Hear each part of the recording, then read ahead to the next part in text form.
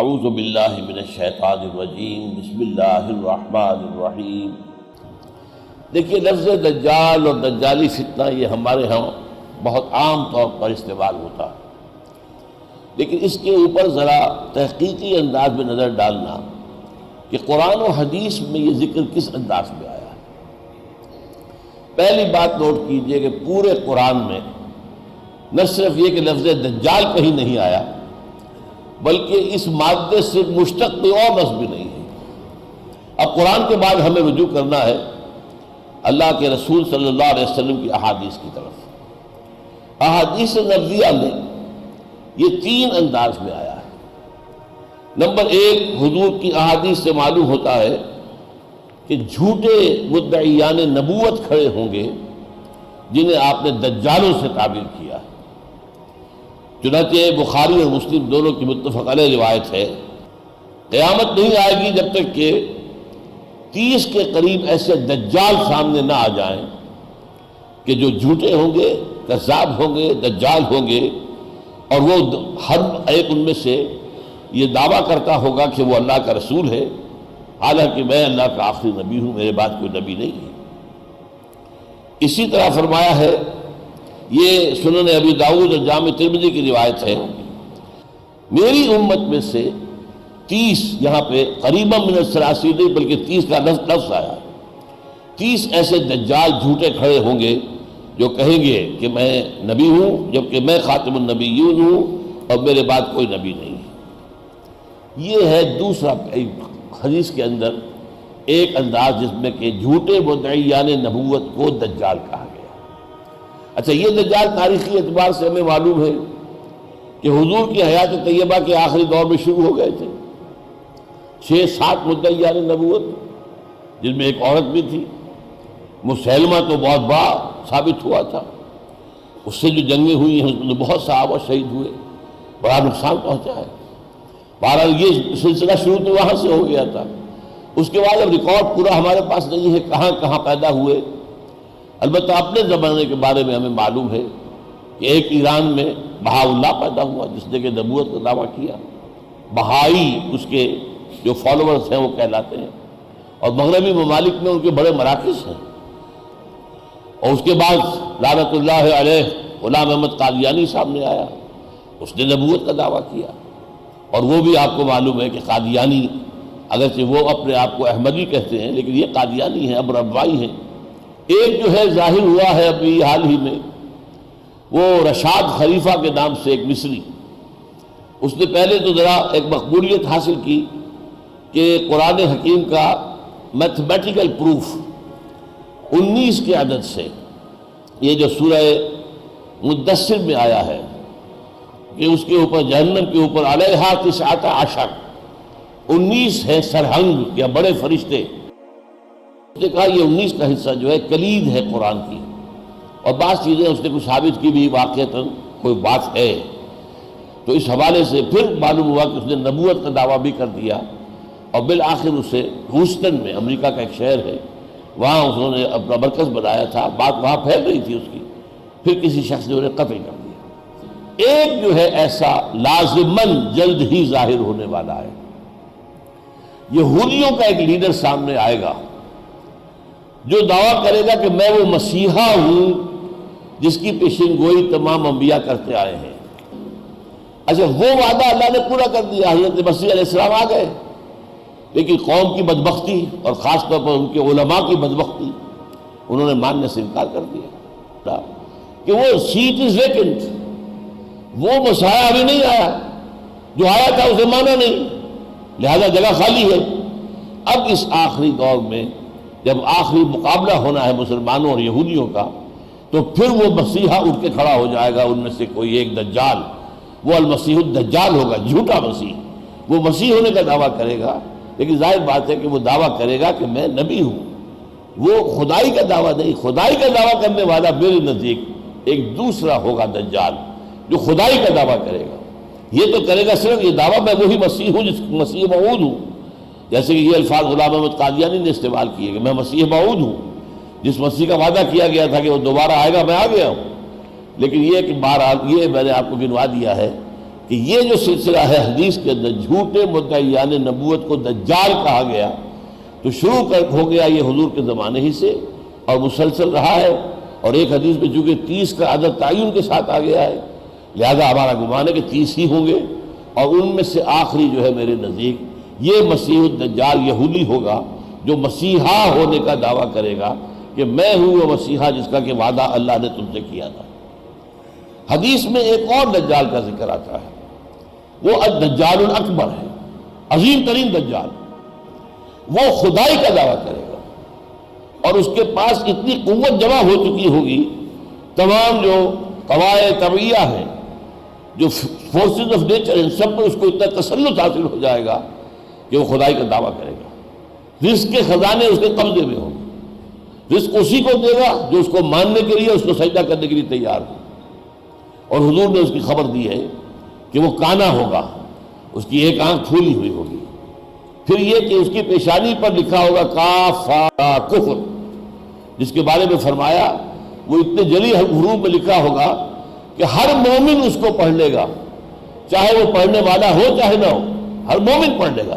غیر مومن کو وہ الفاظ نظر نہیں آئیں گے اس کے پیشانی پر لکھے ہوئے، لیکن ہر صاحب ایمان اس کی پیشانی پر کافارا لکھا ہوا دیکھ لے گا، اور وہ ایسے ایسے معجزے دکھائے گا جس کا کہ تصور نہیں کیا جا سکتا تھا۔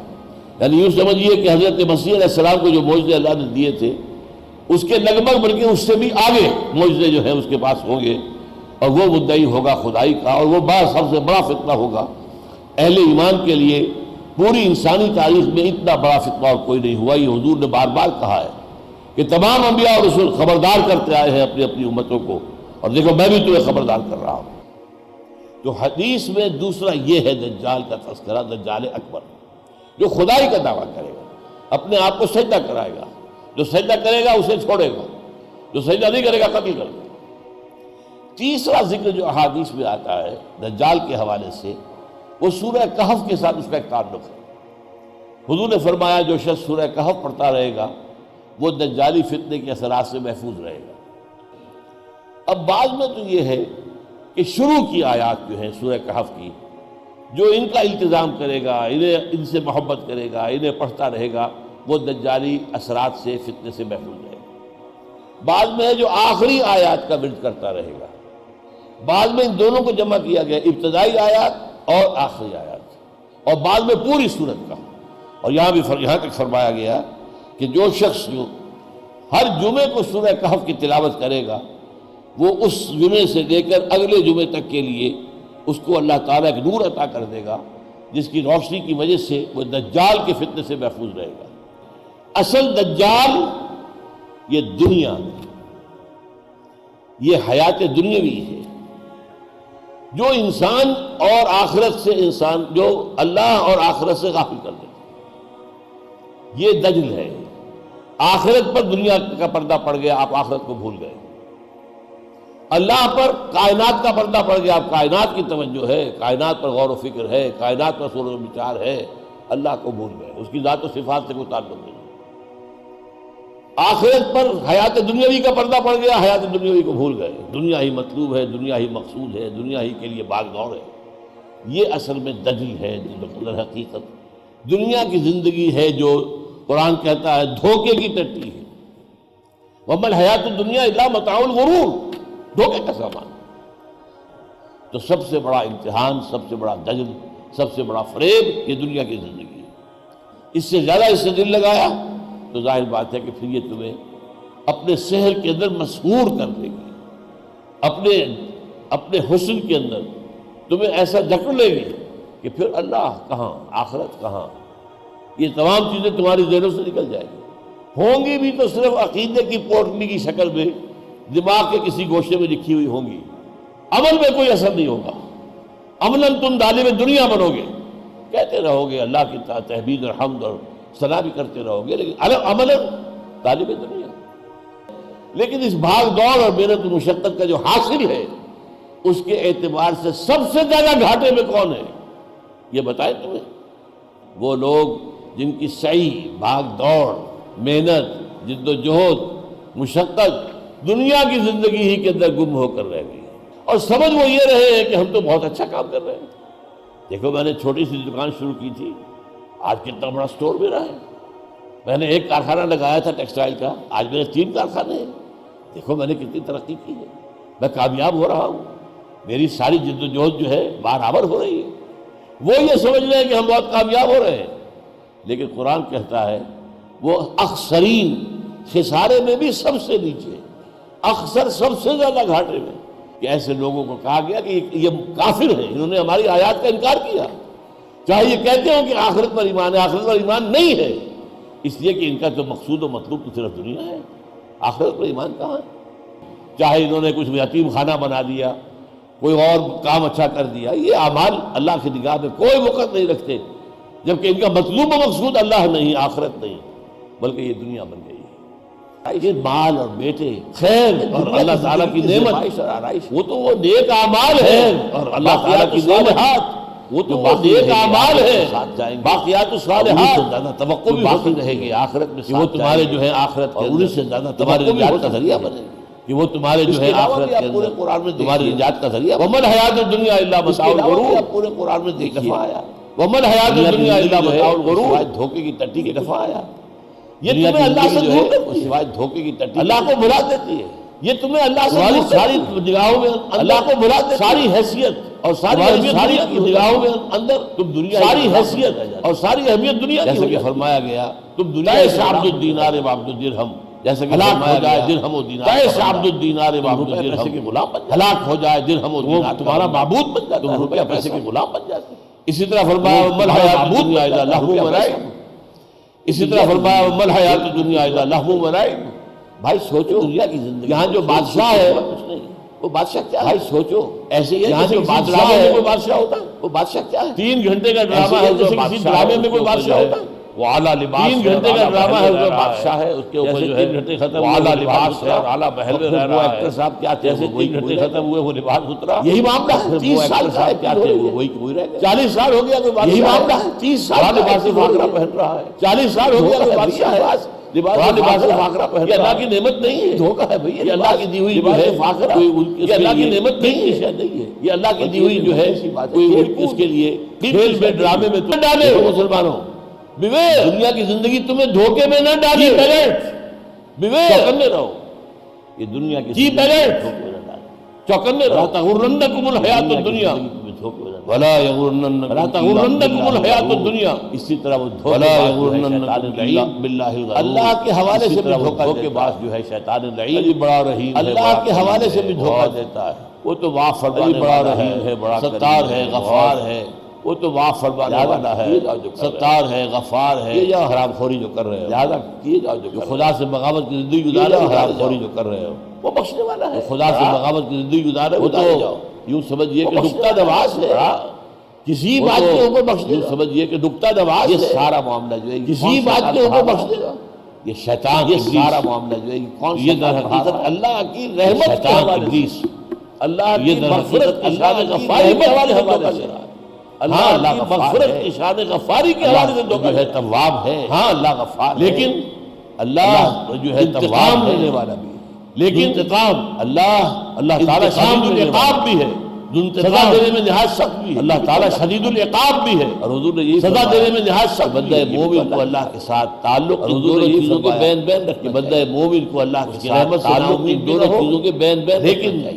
اس کی رحمت امید پر کہیں نہ ہو جری نہ ہو جاؤ گناہ کے، اس کی رحمت کی امید پر کہیں جو ہے جری نہ ہو جاؤ گناہ کے اوپر، اس کی انتہا تو حضرت ابوبکر بھی رہو، کیا پتہ پکڑ ایک طرف اب وہ بارش برستی ہے، زمین اڑ رہی تھی جو بنجر پڑی تھی، اب وہاں پر اب ہو گیا کچھ نہیں تھا، خاک اڑ رہی ہے، اب وہاں پر اہتزت و ربت ایک الجا گھاس اڑ رہی ہے، زمین میں سرسراہٹ، اہتزت و ربت ایک الجا الفاظ آئے ہیں، زمین میں سرسراہٹ پیدا ہو، زبائش بڑھ رہا ہے، زندگی آ گئی، اور یہاں گایا حضرت دخرم زبائش بڑھ رہا ہے گہنے، اور یہاں گایا حضرت دخرم اس نے زیور پہن لیے کہ گہنے، اب جائے اپنے جو ہے وہ زیور پہن لیے ہیں، اب جائے آخری آیت کے سلسلے میں دے رہا ہوں، انسان انہی کی طرف قال رب بما پروردگار تو نے جو چیلنج کیا تھا اللہ تعالیٰ کو گمراہ کیا، دلچسپیاں پیدا کر آرائشیں، زیبائشیں، دیکھے گا دلکشیاں، دلچسپیاں پیدا کر دوں گا تیری راہ پر چلنے والے دیکھے گا کہ ان میں سے اکثر جو ہے، اب یہاں یہ نوٹ کر تیری راہ پر چلنے والے پچھلی 3 سالیں آج 3 دجالی پردے دنیا کے اندر قائم ہو گئے۔ ابھی میں دجالیت کی بات کر رہا ہوں، دجال کی نہیں کر رہا۔ دجال میں بتا نبوت جن میں سے ایک آنا ہے، بہت زیادہ دور نہیں، کیونکہ وہ کتاب الملاحم میں جو ہے حضور نے فرمایا جنگیں ہونے والی ہے، دادا یہ ہوتا ہے کہ بہت بڑی جنگ حضور فرماتے ہیں اتنی بڑی جنگ ہوگی، اتنی ہلاکتیں ہوں گی، اگر ایک باپ کے 100 ہوں گے تو 99 ختم ہو جائیں گے، ایک بچے گا۔ اور اگر کوئی پرندہ جو ہے وہ اڑتا جائے گا، دیکھیے پرندے تو چاہیے مردے، لیکن ایک دفعہ کبھی مردار پر نہیں اترتا۔ کوئی پرندہ اڑتا جائے گا، دوڑتا چلا جائے گا، ہار کر بازو شل ہو جائیں گے، گرے گا تو لاکھ پڑ گئے۔ اپنے اندر جھانکیے، 3 پردے آپ کو نظر آئیں گے۔ خدا ہاں ہے، ہوگا، لیکن اصل تو دنیا ہے نا، کائنات ہے۔ آخرت ہوگی، کیا پتا، کسی نے آگے بتایا تو ہے نہیں، لیکن یہ دنیا یہ تو مطلوب ہے نا، اسے بناؤ، اس کے عیش کرو، بابر میں عیش کوش کے عالم دوبارہ نیست۔ روح کوئی شے ہے یا نہیں ہے اللہ جانے، بڑے بڑے اسلامی مفکر بھی نہیں مانتے کہ روح کوئی علیحدہ شے ہے جان سے۔ چلو کوئی ہوگی، جان تو ہے نا، یہ جسم تو ہے، اس جسم کو سنوارو، اس کو بناؤ، اس کو بہترین غذا فراہم کرو۔ یہ ہے ہر انسان کے اندر کے 3 دجال، اور ایک 3 دجالی فتنے وہ ہے کہ جو آج پورے گلوب کو انہوں نے اپنی لپیٹ میں لے لیا ہے۔ نمبر 1 حاکم اللہ، اجی نہیں، ایک طرف رکھو اسے، حاکم ہم خود ہیں۔ فرعونیت، نمرودیت، یہ آج عوامی سطح پر آ گئی۔ عوام حاکم، وہ ایک آدمی کہا کرتا تھا، آج سارے عوام حاکم ہیں۔ قانون ہم بنائیں گے، ہم نہیں جانتے کسی وہی ذریعے سے آئے ہوئے قانون کو، ہم نہیں مانتے کسی خدا کی طرف سے دیے گئے قانون کو، ہم بنائیں گے قانون۔ We are the law makers, we are sovereign. ہمارا روم کہتے ہیں اور ٹھیک کہتے ہیں، نفس ماں ہم کم طرز فرعون نیست، لیکن اورا عون نیست، میرا نفس فرعون سے کم نہیں ہے۔ فرعون نے کہا تھا یہ ملک میرا ہے، میرا حکم چلے گا۔ فرعون یہ میرا نفس کہتا ہے یہ میرا وجود ہے، میری مرضی پوری کرنی ہوگی۔ ایک تو یہ ہے، یہ گلوبل ہے، اس وقت پوری دنیا پر ہے شیطنت، دجالیت، اللہ کو بے دخل کر دینا، حکومت سے، ریاست سے، قانون سے، نظام عدل سے، سب سے علیحدہ، صرف پوجا پاٹ کے لیے بس، وہ بھی جو چاہے۔ دوسرا گلوبل دجالیت، نمبر 2 پوری دنیا میں نظام معاشیات کا، اقتصادی نظام سود اور جوئے پر یونیورسل۔ آسمانی شریعت میں تو اس سے بڑا گناہ کوئی ہے نہیں، اللہ تو اس کے خلاف اعلان جنگ کا حق کر رہا ہے۔ اگر باز نہیں آتے، فاضلوا بحرب من اللہ ورسولہ، اس سے بڑی بات یہ زنا کے بارے میں نہیں کہا گیا، چوری کے بارے میں نہیں کہا گیا، ڈاکے کے بارے میں نہیں کہا گیا، اعلان جنگ۔ اور حضور نے کیا فرمایا؟ الربا 70 حوبا یا 70 جزءا، سود کے گناہ کے 70 حصے ہیں، ان میں کچھ بڑے ہیں کچھ چھوٹے ہیں، جو سب سے چھوٹا ہے ایسرھا ان ينكح الرجل امه، سب سے ہلکا اس کے مساوی ہے کہ کوئی شخص اپنی ماں سے زنا کرے۔ یہ دجالیت کی دوسرا کور لے چکا ہے. یہ دجالیت آ چکی ہے. دجال اکبر جب آئے گا وہ بعد میں آخر میں بات کروں گا. دجالیت تو آ چکی ہے. جیسے انگریزی میں آپ کہتے ہیں coming events cast their shadows before. تیسری چیز، یہ تیسرا پردہ دجالیت کا جو ہے یہ ابھی عالم اسلام میں پورا ابھی اترا نہیں ہے. ہماری ایلیٹ جو ہے اس کی گرفت میں ہے، ہمارے اوپر کا طبقات اس میں ہے. وہ پردہ کیا ہے؟ ویمن لب، عورت کو آزاد کرو.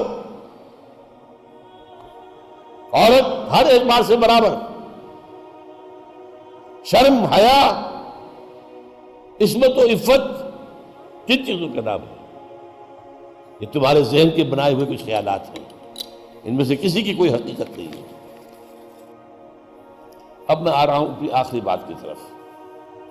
دجالی فتنے کا تیسرا حصہ کیا ہے؟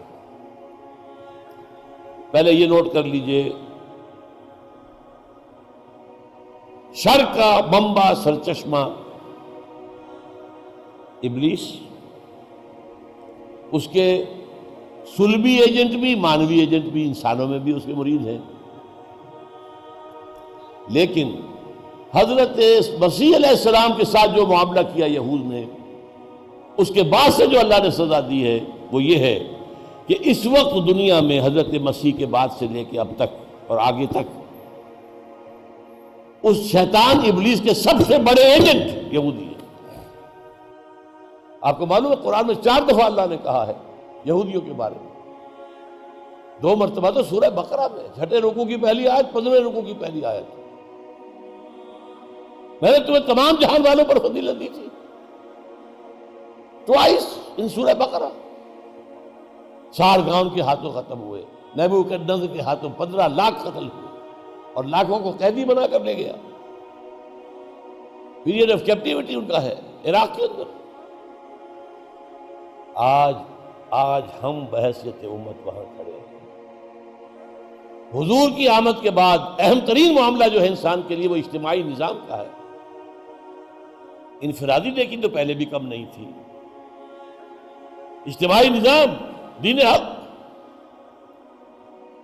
اب آخری بات جو میں آپ کو بتا رہا ہوں وہ یہ ہے کہ وہ جو ایک دجال اکبر آئے گا اس سے مراد کیا ہے؟ دیکھیے دجال اکبر کے بارے میں جو احادیث ہیں، ایک بات تو یہ کہ وہ کانا ہوگا ایک آنکھ سے، اس کے ماتھے پر لکھا ہوا ہوگا کافارا. ہر مومن پڑھ لے گا چاہے پڑھا لکھا ہو یا نہ ہو. وہ خدائی کا دعویٰ کرے گا اور اس کی قوتیں کتنی ہوں گی ذرا نوٹ کیجئے. مسلم شریف کی روایت ہے پوری دنیا میں ایک ایک بستی کے اندر وہ گھوم جائے گا صرف 40 دنوں میں. کیسی سواری اس کے پاس ہوگی، کیسی صورت والی سواری ہوگی. اب تو کچھ اندازہ ہے نا. آخر ہماری فضا میں ظاہر بات ہے ہمارے ہوائی جہاز 24 گھنٹے میں گزر سکتے ہیں مشرق سے مغرب تک. نمبر 2، اس کے 2 کانوں کے مابین 80 گز کا یا 80 ہاتھ کا فاصلہ ہو. اس کے گدھے کی ایک قدم اور دوسرے قدم کے درمیان 1 دن رات کے سفر کی مسافت ہوگی. اب ظاہر بات ہے اس کا گدھا کون ہے آج؟ ہوائی جہاز. وہ آواز دے گا ایک ایسی آواز سے جس سے مشرق اور مغرب کے درمیان سب لوگ سنیں گے. ہو گیا کہ نہیں؟ بش کی تقریر سب سنیں گے نہیں. اس کے لیے تمام دریا اور پوری زمین مسخر کر دی جائے گی. وہ جب حکم دے گا آسمان کو بارش برسائے گا. مادر ذات اندھے اکمہا اس کو ٹھیک کرے گا، کوڑی کو ٹھیک کرے گا. یہ حضرت عیسیٰ والے معجزے ہیں. یحیی الموتیٰ، مردوں کو زندہ. آج جو ہے کلوننگ اس جگہ تک پہنچ چکی ہے کہ آپ کے والد کی قبر سے لاش میں سے کوئی تھوڑا سا ٹکڑا نکال کر والد بنائے جا سکتے ہیں. یہ دوسری بات ہے کہ ابھی بحث چل رہی ہے، ہیومن کلوننگ کی کھلی اجازت نہیں دی جا رہی. لیکن آ گیا، ایک آدمی کو چیر کر 2 ٹکڑوں میں بانٹے گا اور پھر زندہ کر دے گا۔ اس کے ساتھ شیاطین جن کا لشکر ہوں گے، اور ان کی صورتیں وہ بنا دے گا لوگوں کے مرے ہوئے ماں باپ اور بھائیوں کی سی، اور وہ آ کر کہیں گے دیکھو میں تمہارا باپ نہیں ہوں، پہچانتے نہیں مجھے، میں تمہارا بھائی نہیں ہوں، پہچانتے نہیں ہو مجھے، ارے میں تمہاری ماں نہیں ہوں، پہچانتے نہیں ہو، یہ خدا ہے، اس کو کرو سجدہ۔ عام کفر و الحاد۔ اور ایک بات جو سب سے اہم ہے جو آج شروع ہو چکی ہے، آخر میں جو اس کی پیروی کے لیے نکلیں گی گھروں سے وہ عورتیں ہوں گی، یہاں تک کہ ایک بندہ مومن جائے گا دوڑ کر اپنے گھروں میں، اپنی ماں کو، بہن کو، بیٹی کو، بیوی کو باندھ کر جکڑ کر رکھنے کی کوشش کرے گا، اور وہ رسیاں توڑا کر اس دجال کے پیچھے بھاگے گا۔ بہرحال یہ دجالیت جو ہے، دجال اکبر یہ آنا ہے، یہ ہوگا کون؟ اس میں احادیث کے اندر اختلاف ہے۔ ایک واقعہ یہ بھی ملتا ہے کہ حضور ہی کے زمانے میں یہودیوں میں ایک بچہ پیدا ہوا، ابن سیاد، وہ بڑا غیر معمولی قسم کی صلاحیتیں اس میں تھی، وہ اپنی پیٹھ کے پیچھے سے بھی دیکھتا تھا، وہ سوتا تھا تو اس کا دل نہیں سوتا تھا، وہ پوری طریقے سے اس کے حواس جو ہیں وہ بیدار رہتے تھے۔ تو حضور نے اس کے کچھ حالات وغیرہ کا باقاعدہ مشاہدہ کیا، یہ سوچتے ہوئے کہ شاید یہی دجال بن جائے۔ حضرت عمر نے کہا بھی کہ آپ مجھے حکم دیں میں اس کی گردن اڑا دوں؟ فرمایا نہیں، اگر تو یہ وہ ہے تو اسے قتل کریں گے عیسیٰ ابن مریم، تم قتل کرنے والے نہیں ہو، اور اگر یہ وہ نہیں ہے تو خام کا ناحق خون کا جو ہے تمہارے اوپر الزام آتا ہے۔ پھر ایک صحابی رضی اللہ تعالی عنہ، تمیم داری، وہ عیسائی تھے، اسلام لائے تھے، وہ کسی بحری سفر پر گئے تو طوفان جو ہے ان کے جہاز کو لے کر ادھر ادھر کئی 1 مہینے تک، اس سے بھی زیادہ، موج ادھر لے گئی پھر ادھر لے گئی پھر ادھر لے گئی، حتیٰ کہ ایک جزیرے میں جا کے ان کا اترنا ہو گیا، وہاں کوئی نہیں تھا، غیر آباد۔ اندر کچھ گئے تو انہیں ایک عجیب سی مخلوق نظر آئی، جساسہ، کہ نہ اس کا پتہ چلتا تھا منہ کدھر ہے دم کدھر ہے۔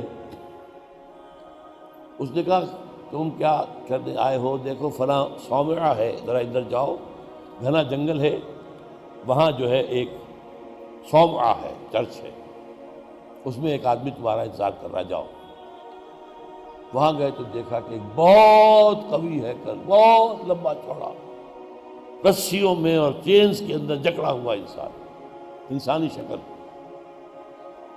اور اس سے پھر مکالمہ ہوا، کچھ سوالات کیے، کیا بحیرہ گلیلی میں پانی ہے؟ کہاں جی ہے؟ اچھا، ایک وقت آئے گا کہ پانی نہیں رہے گا، حضرت عیسیٰ علیہ السلام کی آمد کے بعد جب یاجوج ماجوج آئیں گے تو یہ سارا پانی پی جائے، کوئی قطرہ نہیں بچے گا۔ اس طرح کئی سوالات کیے، اور پھر اس نے غالباً یہ کہا کہ میں دجال ہوں، مجھے ابھی اللہ نے گرفتار کیا ہوا ہے، پھر اب وقت آئے گا مجھے چھوڑے گا۔ ایک روایت یہ ہے، جب حضرت آئے تمیم داری تو حضور نے پھر اعلان عام کرایا، مسلمانوں کو جمع کرایا، اور انہیں یہ سارا تمیم داری کا واقعہ سنایا۔ ایک یہ بھی ہے۔ تو اب یہ کہ اس کے بارے میں یقین کے ساتھ فیصلہ کرنا کہ وہ کون ہوگا، میرا گمان یہ ہے کہ وہ وہی ہے جو ابھی اس صومعہ میں قید ہے، لیکن وہ کوئی جن ہے، انسان نہیں۔ عزازیل جو شیطان لعین ہے، اس کا کوئی بڑا جنرل ہے، جو کہ آخری وقت میں آخری امتحان کے لیے انسانوں کے اللہ تعالیٰ کی طرف سے اس کو چھوٹ دی جائے گی، اور یہ ہوگا حضرت عیسیٰ علیہ السلام کا جو حکومت کا دور ہے 40 برس اس کے آخر میں، اور اسے بھی پھر حضرت عیسیٰ علیہ السلام ہی قتل کرے۔